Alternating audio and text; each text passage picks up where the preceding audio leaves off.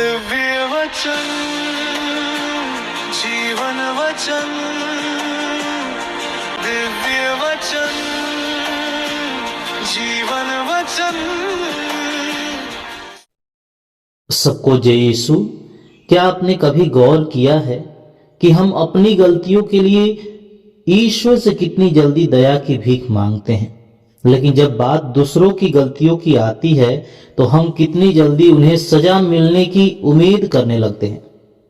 हम अक्सर सोचते हैं कि बाइबल में नबी योना की कहानी बस एक मछली और एक अवज्ञाकारी नबी की कहानी है, लेकिन क्या होगा अगर मैं आपसे कहूं कि योना की कहानी दरअसल हम सबों की ही कहानी है। आज चालीसा के इस पवित्र सफर में आइए हम एक ऐसा आईना देखें जो शायद हमें थोड़ा असहज कर दे, लेकिन अंततः हमें मसीह के असली प्रेम की ओर ले जाएगा। आइए हम आज के पाठों को सुने और फिर प्रवचन पर मनन चिंतन करें और अपने आप को जांच कर देखेंगे कि क्या हम भी तो योना नहीं है। पहला पाठ योना अध्याय 3 पद संख्याएं 1 से 10 तक। प्रभु की वाणी योना को दूसरी बार यह कहते हुए सुनाई पड़ी, उठो महानगर निनिवे जाकर वहां के लोगों को उपदेश दो, जैसा कि मैंने तुम्हें बताया है। इस पर योना उठ खड़ा हुआ और प्रभु के आज्ञानुसार निनिवे चला गया। निनिवे एक बहुत बड़ा शहर था, उसे पार करने में 3 दिन लगते थे। योना ने उसमें प्रवेश किया और 1 दिन की यात्रा पूरी करने के बाद वह इस प्रकार उपदेश देने लगा, 40 दिन के बाद निनिवे का विनाश किया जाएगा। निनिवे के लोगों ने ईश्वर की बात पर विश्वास किया। उन्होंने उपवास की घोषणा की और बड़ों से लेकर छोटों तक सब ने टाट ओढ़ लिया। निनिवे के राजा ने यह खबर सुनी। उसने अपना सिंहासन छोड़ दिया, अपने वस्त्र उतार कर टाट पहन लिया और वह राख पर बैठ गया। इसके बाद उसने निनिवे में यह आदेश घोषित किया, यह राजा तथा उसके सामंतों का आदेश है, चाहे मनुष्य हो या पशु, गाय बैल हो या भेड़ बकरी, कोई भी न तो खाएगा न चलेगा और न पानी पिएगा। सभी व्यक्ति टाट ओढ़कर पूरी शक्ति से ईश्वर की दुहाई देंगे। सभी अपना कुमार्ग तथा अपने हाथों से होने वाले हिंसात्मक कार्य छोड़ दें। क्या जाने ईश्वर द्रवित हो जाए, उसका क्रोध शांत हो जाए और हमारा विनाश न हो। ईश्वर ने यह देखा कि वे क्या कर रहे हैं और इस प्रकार उन्होंने कुमार्ग छोड़ दिया है, तो वह द्रवित हो गया और उसने जिस विपत्ति की धमकी दी थी उसे उन पर नहीं आने दिया। प्रभु की वाणी। ईश्वर को धन्यवाद। संत लूकस के अनुसार पवित्र सुसमाचार अध्याय 11 पद संख्या 29 से 32।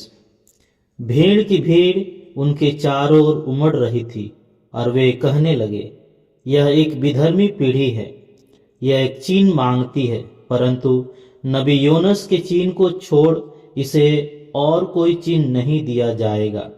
जिस प्रकार योनस नीनवे निवासियों के लिए एक चीन बन गया था, उसी प्रकार मानव पुत्र भी इस पीढ़ी के लिए एक चिन्ह बन जाएगा।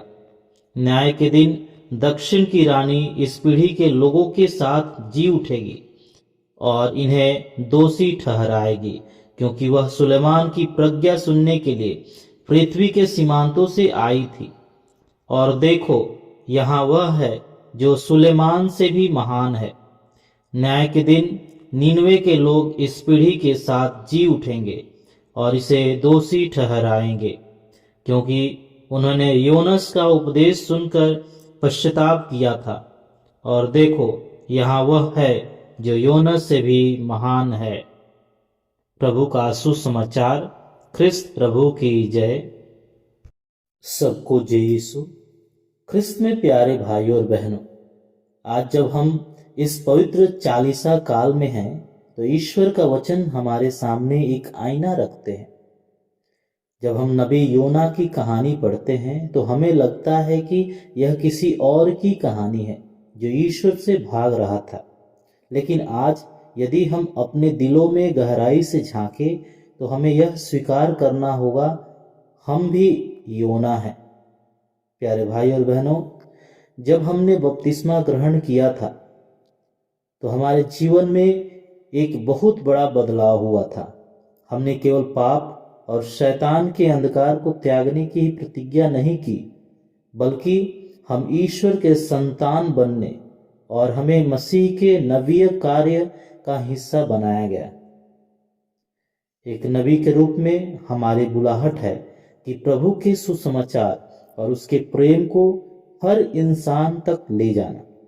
योना की भी यही नबीय बुलाहट थी, लेकिन वह नीनवे के लोगों को सुसमाचार नहीं सुनाना चाहता था, क्योंकि वे पापी थे, वे अपराधी थे, और योना चाहता था कि उन्हें उनके पापों का दंड मिले। वह उनका उद्धार नहीं, उनका विनाश देखना चाहता था। प्यारे भाई और बहनों, आज हमारी स्थिति भी योना से अलग नहीं है। जब हम किसी को पाप में गिरते हुए देखते हैं या किसी ऐसे व्यक्ति को देखते हैं जिसने अपराध किया है, तो हमारी पहली प्रतिक्रिया क्या होती है? हम सोचते हैं इसे तो सजा मिलनी चाहिए। हम अनजाने में न्यायाधीश बन जाते हैं। हम अपने लिए तो ईश्वर की अपार दया चाहते हैं, लेकिन दूसरों के लिए ईश्वर का कठोर न्याय मांगते हैं। योना भूल गया था कि वह भी ईश्वर की दया पर जीवित है, और हम भी अक्सर यह भूल जाते हैं। लेकिन ख्रिस्त में प्यारे भाई और बहन, हमारे ईश्वर की सोच हमारी सोच से बहुत अलग है। जब नीनवे के लोगों ने पश्चाताप किया तो योना को क्रोध आया, लेकिन ईश्वर का हृदय करुणा से भर गया।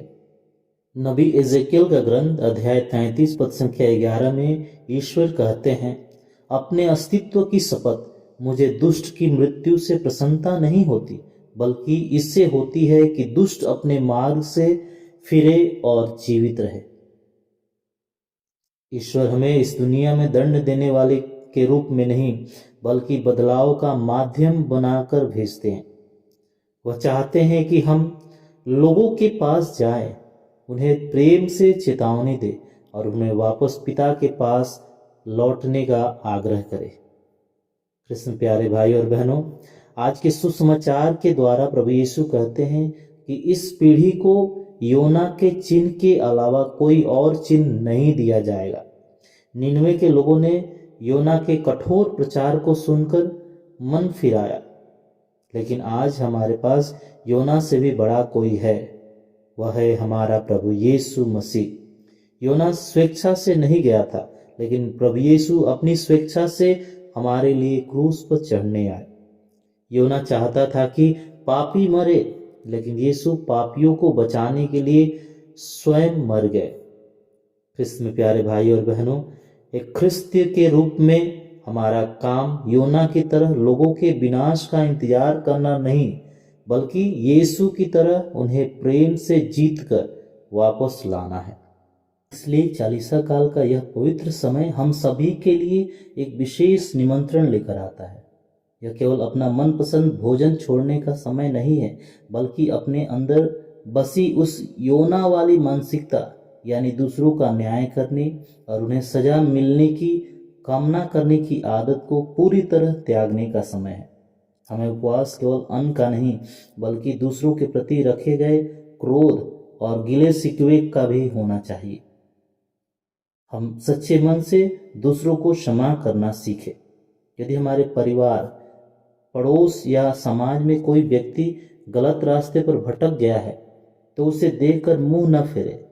ईश्वर चाहते हैं कि हम उसके पाप से तो घृणा करें, लेकिन उस व्यक्ति के लिए घुटने टेककर प्रार्थना करें। ईश्वर उसे वापस लाने के लिए आपको अपना प्रेमपूर्ण माध्यम बनाना चाहता है। और सबसे महत्वपूर्ण बात, दूसरों की गलतियां देखने से पहले आइए हम अपनी कमियों को पहचानें। हम भी नीनवे के लोगों की तरह आत्मिक रूप से राह पर बैठे, यानी पूरी नम्रता के साथ प्रभु के सामने झुके और सच्चे मन से पुकार कर कहे, हे प्रभु मुझ पापी पर दया कर। आइए हम एक क्षण मौन हो जाए, अपनी आंखों को बंद करें और प्रभु से प्रार्थना करें। हे सर्वशक्तिमान और दयालु पिता, हम तेरा धन्यवाद देते हैं कि तूने हमारे पापों के अनुसार हमारे साथ व्यवहार नहीं किया, बल्कि अपने इकलौते पुत्र प्रभु यीशु के द्वारा हम पर अपनी अपार करुणा बरसाई है। हे प्रभु, आज हम अपने उन पलों के लिए क्षमा मांगते हैं जब हम अनजाने में योना बन गए, जब हमने दूसरों का कठोरता से न्याय किया और उन्हें तेरी दया के योग्य नहीं समझा।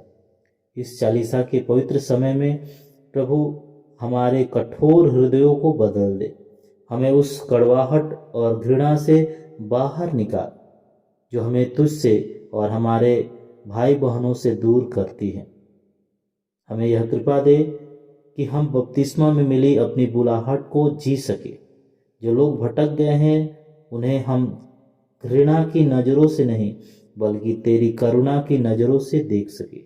हमें अपना वह सच्चा माध्यम बना जो न्याय नहीं बल्कि तेरा सुसमाचार और प्रेम लेकर लोगों के पास जाए। यह हम विनती करते हैं हमारे प्रभु यीशु ख्रिस्त के द्वारा, आमीन।